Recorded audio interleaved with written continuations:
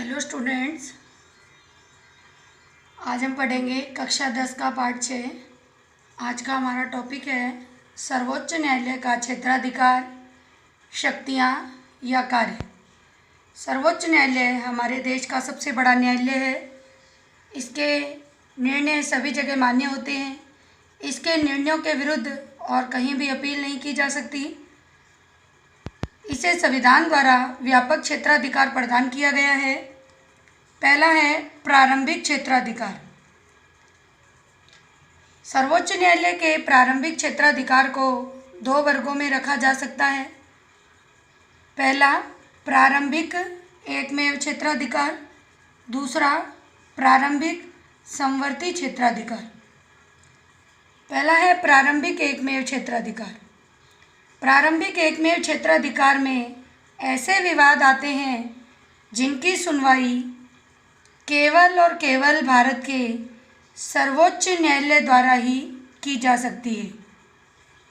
प्रारंभिक एकमेव क्षेत्राधिकार के अंतर्गत निम्न विषय आते हैं, जैसे पहला, भारत सरकार और एक या एक से अधिक राज्यों के बीच कोई विवाद हो जाए तो ऐसे मामलों की सुनवाई केवल सर्वोच्च न्यायालय में की जा सकती है।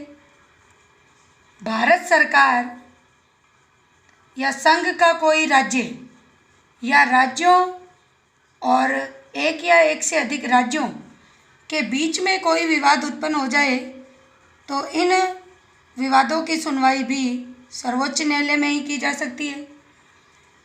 दो या दो से अधिक राज्यों के बीच में संवैधानिक विषयों के संबंध में कोई विवाद उत्पन्न हो जाए तो ऐसे विवादों की सुनवाई भी केवल सर्वोच्च न्यायालय में ही की जा सकती है।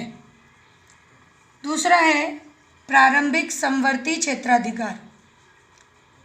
संविधान के द्वारा दिए गए मौलिक अधिकारों को लागू करने के संबंध में उच्चतम न्यायालय के साथ साथ, उच्चतम न्यायालय और सर्वोच्च न्यायालय एक ही है, तो उच्चतम न्यायालय के साथ साथ उच्च न्यायालय को भी अधिकार दिया गया है मौलिक अधिकारों के उल्लंघन संबंधी विवाद उच्च न्यायालय या सर्वोच्च न्यायालय में से किसी में भी प्रस्तुत किए जा सकते हैं।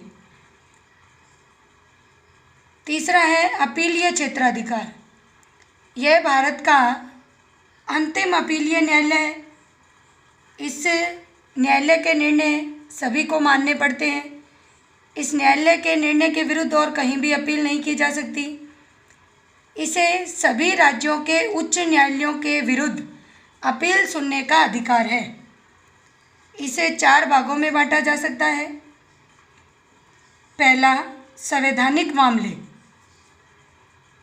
इसमें संवैधानिक मामलों में ऐसे मामले हैं जिन्हें उच्च न्यायालय ये प्रमाणित कर दे कि विवाद में संविधान की व्याख्या से संबंधित कानून का कोई महत्वपूर्ण प्रश्न निहित है। यदि उच्च न्यायालय ये प्रमाणित कर दे कि विवाद में संविधान की व्याख्या से संबंधित कानून का कोई महत्वपूर्ण प्रश्न निहित है तो उच्च न्यायालय के निर्णय के विरुद्ध सर्वोच्च न्यायालय में अपील की जा सकती है। दूसरा है दीवानी मामले। रुपए पैसे से संबंधित मामलों को दीवानी मामले कहा गया है। ऐसे मामले जिनमें उच्च न्यायालय ये प्रमाणित कर दे कि इस विवाद में कानून की व्यवस्था से संबंधित कोई महत्वपूर्ण प्रश्न निहित है तो ऐसे मामलों की सुनवाई भी सर्वोच्च न्यायालय में की जा सकती है। तीसरा, फौजदारी मामले। फौजदारी मामलों में ऐसे मामले आते हैं जिसमें उच्च न्यायालय ने नीचे के न्यायालय के किसी निर्णय को रद्द करके अभियुक्त को मृत्युदंड दे दिया हो। जिसमें किसी उच्च न्यायालय ने अपने से नीचे के न्यायालय के किसी निर्णय को रद्द करके उसके अभियुक्त को या अपराधी को मृत्युदंड दे दिया हो तो ऐसे निर्णयों के विरुद्ध अपील सर्वोच्च न्यायालय में की जा सकती है।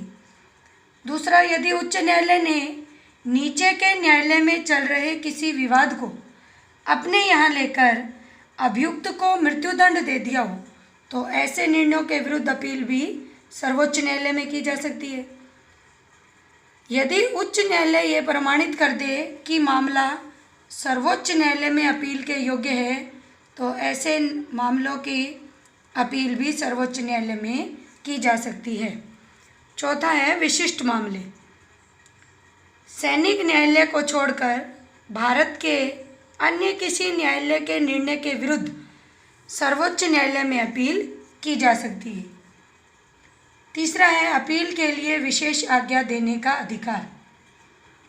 भारतीय संविधान के अनुच्छेद 136 के अनुसार सर्वोच्च न्यायालय को यह अधिकार प्राप्त है कि वह सैनिक न्यायालय को छोड़कर भारत के किसी भी न्यायालय के निर्णय के विरुद्ध अपने यहाँ अपील की अनुमति दे सकता है। चौथा है परामर्श संबंधी क्षेत्राधिकार। भारतीय संविधान के अनुच्छेद 143 के अनुसार यदि राष्ट्रपति को लगता है कि विधि या तथ्य का कोई ऐसा प्रश्न पैदा हुआ है जो सार्वजनिक महत्व का है तो वह उस प्रश्न पर सर्वोच्च न्यायालय का परामर्श मांग सकता है। लेकिन सर्वोच्च न्यायालय द्वारा परामर्श देना या न देना सर्वोच्च न्यायालय की इच्छा पर निर्भर करता है और सर्वोच्च न्यायालय के परामर्श को मानना या न मानना भी राष्ट्रपति की इच्छा पर निर्भर करता है। पांचवा है अभिलेख न्यायालय। संविधान के अनुच्छेद 129 के अनुसार सर्वोच्च न्यायालय को अभिलेख न्यायालय का स्थान भी दिया गया है। अभिलेख न्यायालय के दो आशय हैं। एक, सर्वोच्च न्यायालय के निर्णय सभी जगह साक्ष्य के रूप में स्वीकार किए जाएंगे।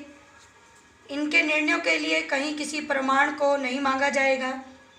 दूसरा, इस न्यायालय द्वारा न्यायालय अवमानना के लिए किसी भी प्रकार का दंड दिया जा सकता है। यदि कोई सर्वोच्च न्यायालय के निर्णयों को नहीं मानता तो उनके लिए दंड की व्यवस्था भी की गई है। छठा है मौलिक अधिकारों का रक्षक। भारत का सर्वोच्च न्यायालय भारतीय नागरिकों के मौलिक अधिकारों की रक्षा भी करता है। मौलिक अधिकारों की रक्षा के लिए बंदी प्रत्यक्षीकरण, परमादेश, प्रतिषेध, अधिकार परीक्षा आदि लेख जारी कर सकता है। सातवां है न्यायिक पुनरावलोकन की शक्ति। संविधान द्वारा सर्वोच्च न्यायालय को न्यायिक पुनरावलोकन की शक्ति भी प्रदान की गई है। यदि संसद या राज्य विधानमंडल संविधान का अतिक्रमण करते हैं या कानून बनाने में संविधान के नियमों का पालन नहीं करते या नागरिकों के मौलिक अधिकारों के विरुद्ध कानून बनाते हैं तो सर्वोच्च न्यायालय ऐसे कानूनों को अवैधानिक या गैर कानूनी घोषित कर सकता है। इस तरह सर्वोच्च न्यायालय हमारे संविधान का संरक्षण भी करता है।